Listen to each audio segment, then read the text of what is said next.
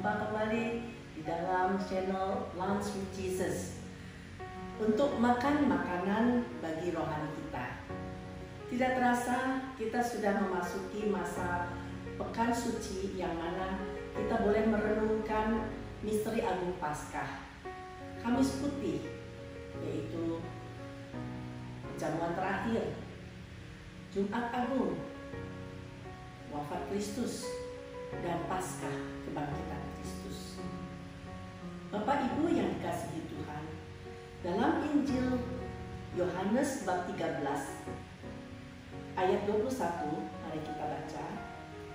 Di mana di sana Yesus berkata, setelah Yesus berkata demikian, ia terharu lalu bersaksi, "Aku berkata kepadamu, sesungguhnya seorang di antara kamu akan menyerahkan aku." Yesus hendak mengatakan bahwa salah seorang muridnya akan mengkhianati dia, yaitu Yudas Iskariot. Pengalaman dikhianati adalah suatu pengalaman yang sangat menyakitkan. Mungkin dikhianati oleh karyawan, rekan bisnis, teman pelayanan, teman dekat, saudara, atau bahkan orang yang kita kasihi, kita cintai. Pernah terjadi pada hidupku di mana aku dikhianati oleh seorang karyawan. Karyawan tersebut datang kepada kami untuk mohon pekerjaan. Karena masih ada pertemanan, maka kami terima. Pada suatu hari, teman tersebut, seorang salesman ini, pergi untuk menagihkan nota yang harus dibayar oleh beberapa toko. Tapi sangat mengecewakan karena karyawan tersebut tidak membayarkan uang yang sudah dibayar oleh toko tersebut.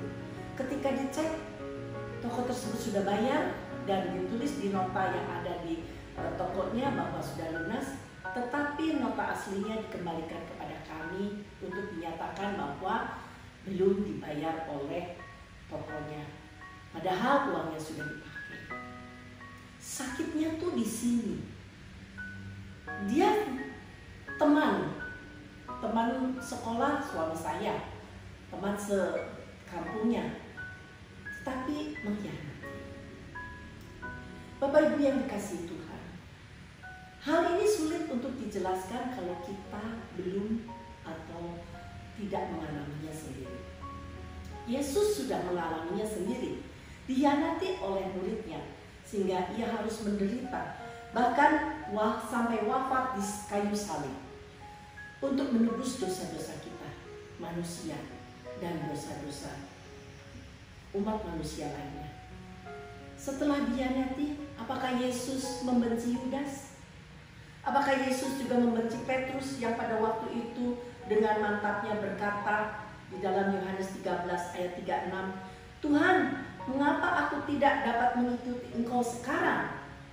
Aku akan memberikan nyawaku bagimu."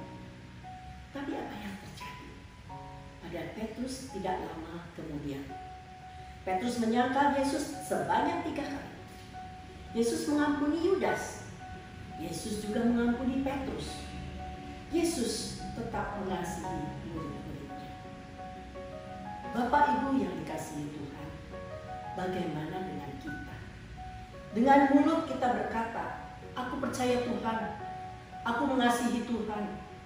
Tapi suatu ketika dalam hati kecil kita terbersit, meragukan kuasa Tuhan Yesus. Benar tidak ya, Yesus sanggup menyembuhkan aku?